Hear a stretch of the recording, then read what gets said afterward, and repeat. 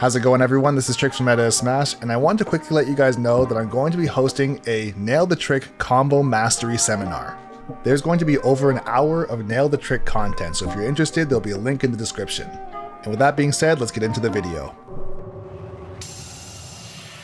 I feel like pressuring opponents isn't just finding your touch of death, not that it exists on every character, but like for Meta Knight, like pressuring your opponent doesn't mean landing dash attack and doing 10 up tilts. Like it's like pressuring your opponent means that your opponent still makes decisions. So I struggle reading those decisions a lot. Like, I mean, the most simple one is like, oh, when does your opponent shield? And like, I can't tell you how many times I've approached a person like this, just with fair, and then I'm like, oh, they shielded it. Next time they're gonna shield, and then next time they don't shield. I literally jump at them and they just like whack me while I'm falling out of the air. I'm like, okay, well, I can say there's layers to that, not right? Panicking. Well, it's not even panicking. It's here's the thing. So if you are doing like let's say you're doing fairs and you're jumping towards me, if you hit my shield next time, or let's say the first time you hit my shield, and I don't do anything. Like, I just let you hit my shield and then I just like walk away, dash away, whatever. The next time, if I know that that's how you want to jump in, I'm going to try and pressure or anticipate your pressure before it even happens. So if you're, let's say, doing like landing fairs, and that's how you want to jump in on me, instead of letting you, let's say, land on my shield with landing fair and then trying to punish that, I'm going to just do a rising fair and catch you first. So that would be me stacking one layer of conditioning against you. So now it's like the shield worked and now you're confident to go for the aggressive option. Yeah, because I'm expecting you to potentially try and do the same thing again. But there's more to it. So now let's say if I was to go for a fair to catch your landing fair, what you could do is dash back and forward tilt or run underneath me and up tilt. So if I jump in like this, I land right in front of you and you get a forward tilt or an up tilt, at least. There's other things you could do, but let's just keep it simple. Let's say you go for up tilt. So now if I think you're going to dash in and up tilt because you're expecting me to go for fair and I'm going to jump right on top of it, what I could do instead this time is I could run up and shield your up tilt, right? And then I could punish it, or I could wait for your up tilt to come out and then punish that with like a dash attack or a side B or a dash grab.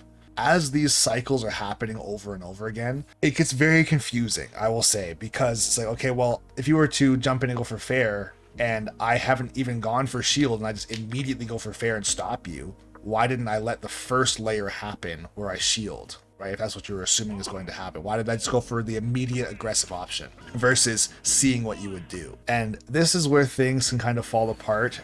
But it's also, this is useful to know. It falls apart partially, but it can be to your benefit. This is where playing people consistently comes into play. So if you know someone's habits, you can kind of skip a lot of the BS and be like, I don't have to walk up and shield and then let him fair out a shield and then go for an up tilt and then he's going to shield me and then go for a grab, in which case I'll spot dodge. Like, you don't have to do all of those things if you've played with someone before, or if you know what a character likes to do. Let's say, for example, if I know for a fact that not even you as a player, but Shulk wants to go for landing fair, what I'm going to do immediately is not run up and shield, expecting you to go for, like, let's say I don't even know what you're going to do at all, so I just run up and shield. What I'm going to do is just go for a fair, because if I see you jump, I know you're going to go for a landing aerial, because landing aerials have way less lag than rising aerials, and also landing aerials come out later than rising aerials, so if I do a rising aerial, I'll catch you halfway through your jump, and I'll hit you.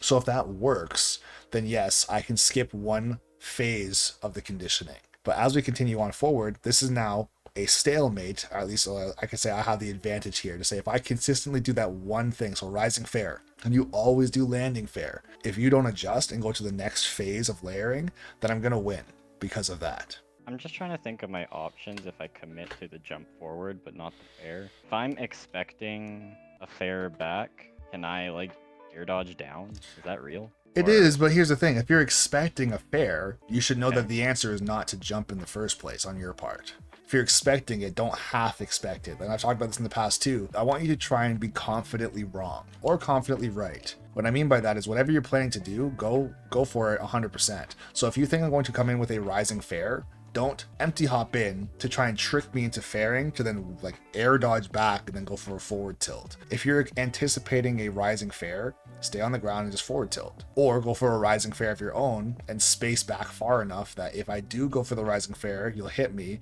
and if I don't go for the rising fair, your spacing is good enough that you can escape the situation without getting punished. Okay, so Okay, so what I'm struggling with that example is that it depends on my opponent acting first. And when I think of what I have a lot of troubles with Shulk is that my main options are to do fair and nair. mhm. And then if I dash attack or F tilt, like, okay, so like if I fair and nair, they're shielding, or at least in most cases. But if I F tilt, shield is very unsafe, or hitting shield is very unsafe. So this is kind of what I'm struggling with, is that like the answer is all seem the same for all of my because like I can use F tilt as a mix-up option, but it doesn't beat the thing that fair loses to. Let's just break this down again. So if you're going to go for, like, let's say landing fair, and that's what your main thing is that you're going to go for, there's more to it than to just say if you go for landing fair and I go for rising fair, I automatically win. Because of course there's your aerial drift or how you jump in as well too.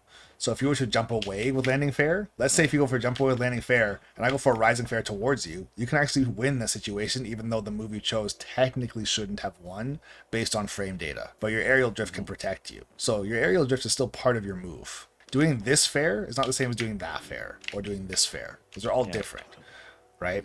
So if you see that I'm jumping in or lunging at you like this, and you're jumping back with fair, this would also be like playing a defensive character or walling out. So you're not really the aggressor here. You're just trying to play a very safe poking neutral, and that's totally fine. But if you're trying to, let's say, force the issue and jump on me with a landing fair and I'm in shield, before that fair even comes out, I'll just go like this and hit you.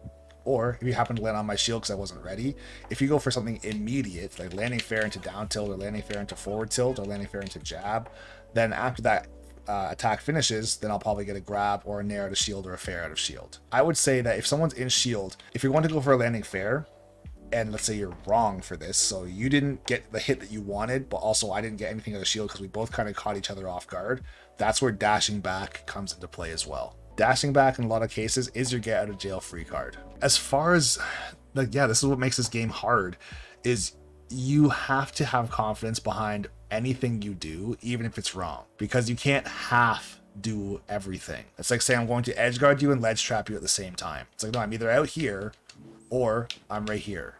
I can't be here and here at the same time just in case both situations kind of happen. There are characters that can kind of do that, like Min, for example. She can stand here and do everything at the same time. Or like Snake with Nikita can like stand right here and go for like Nikita off stage, and if that happens to be wrong, he just drops it and then he's just right here and he can do whatever he wants. But most traditional characters that don't break those rules can't do both. So for example, if I jump at you and I think that you're going to jump at me with like a rising aerial, if I was to jump at you and go like this and then like go for like a rising fair after, it's way too slow. I should have gone for a rising fair in the first place and not done that.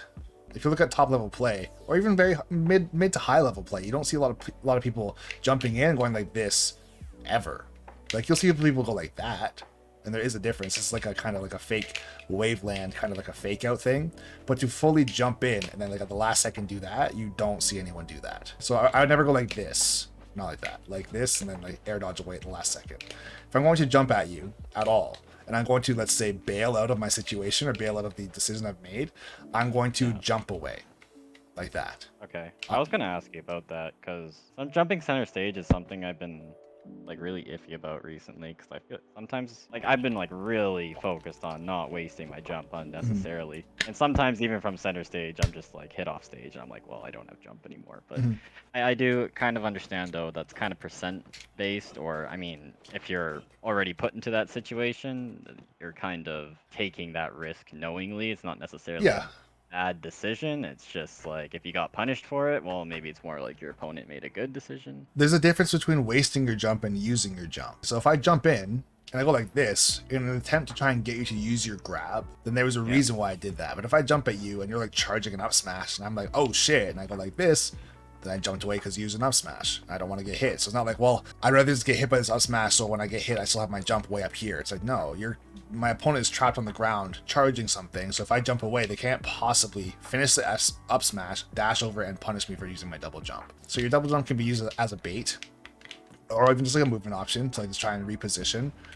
But also if you happen to waste it, like let's say if I'm like doing this for example, like just to try and jump in like that because I'm super weird for whatever reason, I'll go like this, then yes, double approaching you like that would be a very bad idea, because I'm much better off to just jump in from closer with a short hop.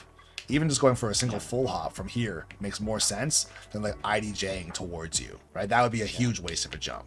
Or if I was to like try and edge guard you like that doesn't really make any sense. Or if I was to not necessarily edge guard, or more like do a jump like that, that would be a mistake or wasting a jump to try and edge guard you. If I want to try and catch you off stage, I want you to like jump off, go down, and then jump like that or something, right? Or if it's like a jump like this and go like that, or to do that jump by accident, like that's a mistake because now I can't go nearly as far, and if I happen to miss, I'm gonna have to like immediately go back.